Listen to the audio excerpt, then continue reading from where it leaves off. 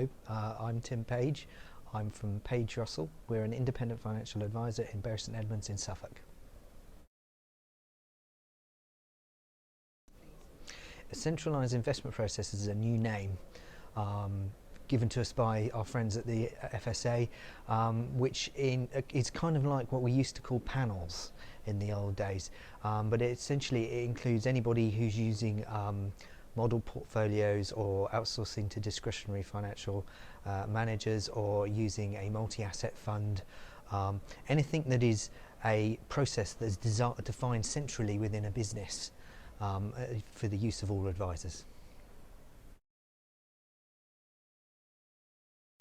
There are a number of steps that you need to take in order to implement a centralised investment process into your business properly.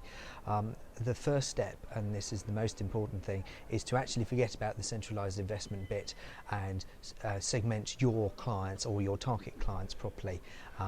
What do they look like? What sort of knowledge of investments do they have? What experience in investments already do they have? What do they want? What sort of services do they want, and how much are you going to charge them for it? Getting those questions right up front makes the rest of implementing a CFP very easy.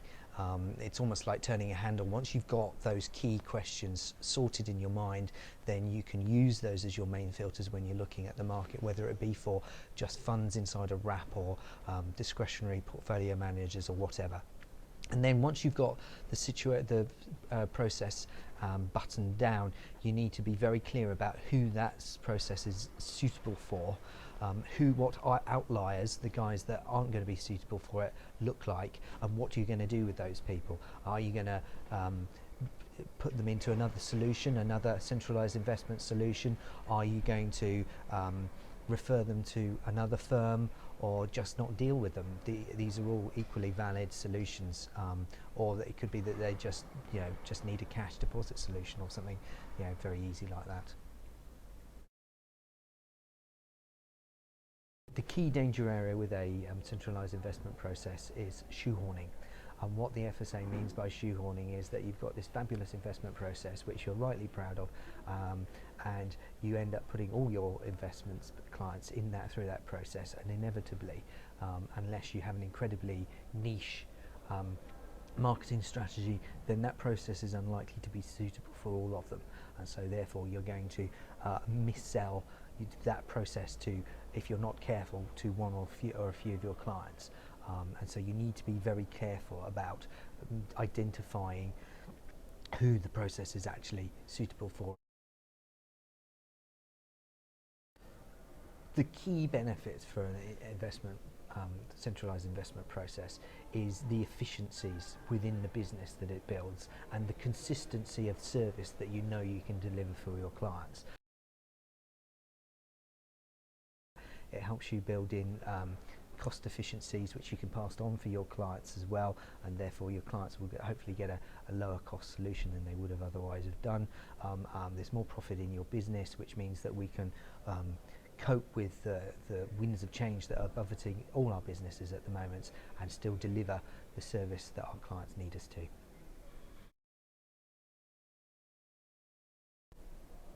There's two sets of documentation that you need. There's obviously the central firm documentation that explains what the central investment process is for the advisors in your firm, and most importantly the due diligence behind that, and that's kept at a central firm level. But it's very, very important that you also put the client checks so that the FSA can see that you've actually checked that the centralised investment process is actually right for each and every client and each and every recommendation. They're looking to see a mind at work is the phrase they use, and so therefore there does need to be a check on the client file, but the FSA are not looking for you to produce War and Peace for every recommendation that you do. They just want to see that you have actually checked and that you're not just turning the handle and squashing every client through the sausage machine.